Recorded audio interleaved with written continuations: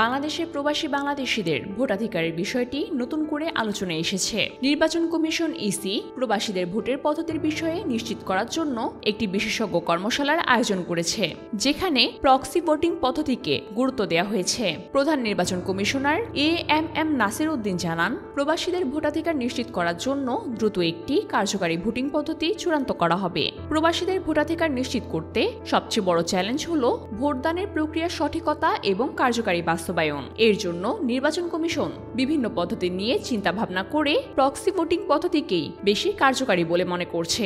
কর্মশালায় অংশগ্রহণকারী নির্বাচন কমিশনার আবুল ফজল মোহাম্মদ সানাউদ্দিন জানান, পোস্টাল ও অনলাইন ভোটিং পদ্ধতিগুলো প্রবাসীদের জন্য খুব বেশি কার্যকরী হবে না, কারণ এই পদ্ধতিগুলোতে নিরাপত্তা ঝুঁকি ও নানা প্রকার সমস্যা দেখা দিতে পারে। সেক্ষেত্রে প্রক্সি ভোটিং পদ্ধতি সবচেয়ে বেশি সঠিক পন্থা হিসাবে মনে করা হচ্ছে। এমনত অবস্থায় নির্বাচন কমিশন আশা করছে আগামী নির্বাচনের জন্য প্রবাসীদের ভোট প্রদানে একটি কার্যকরী ব্যবস্থা গড়ে তোলা সম্ভব হবে। সিইসি বলেছেন, আমরা যতটুকু পারি প্রবাসীদের ভোটাধিকার নিশ্চিত করতে চেষ্টা করছি। তবে প্রথমে পাইলট প্রোগ্রামের মাধ্যমে কিছু দেশে এই ব্যবস্থা চালু করা হবে। এরপর আমরা তা বৃহৎ পরিসরে বাস্তবায়ন করতে চাই। এছাড়া সিইসি আরও বলেন, সামাজিক, রাজনৈতিক ও প্রবাসীদের বাস্তবতা বিবেচনায় আমাদের সিদ্ধান্ত নিতে হবে।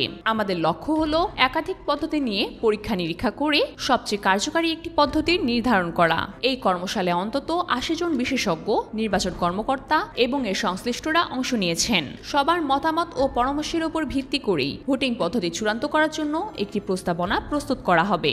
এত কিছুর পরও এই প্রক্রিয়া সফল হতে হলে নির্বাচন কমিশনকে কঠোর পরিশ্রম করতে হবে, যাতে প্রবাসী ভোটাররা নির্ভয় এবং স্বচ্ছভাবে তাদের ভোটাধিকার প্রয়োগ করতে পারেন। প্রবাসীদের ভোটাধিকার নিশ্চিত করা যে একটি গুরুত্বপূর্ণ পদক্ষেপ তা স্পষ্ট, এবং নির্বাচন কমিশন এর জন্য যথাযথ চেষ্টাও করে যাচ্ছে। প্রক্সি ভোটিং প্রবাসীদের জন্য সুবিধাজনক, তবে তারা সরাসরি ভোট কেন্দ্রে উপস্থিত থাকতে না পারলে কাউকে ভোট দেওয়ার অনুমতি দেন। তবে এতে ভোটের স্বচ্ছতা ও নিরাপত্তা নিয়েও প্রশ্ন উঠতে পারে, যেমন ভোটের প্রতি জবাবদিহি কমে যেতে পারে এবং অসৎ উদ্দেশ্যে ভোটদান হতে পারে।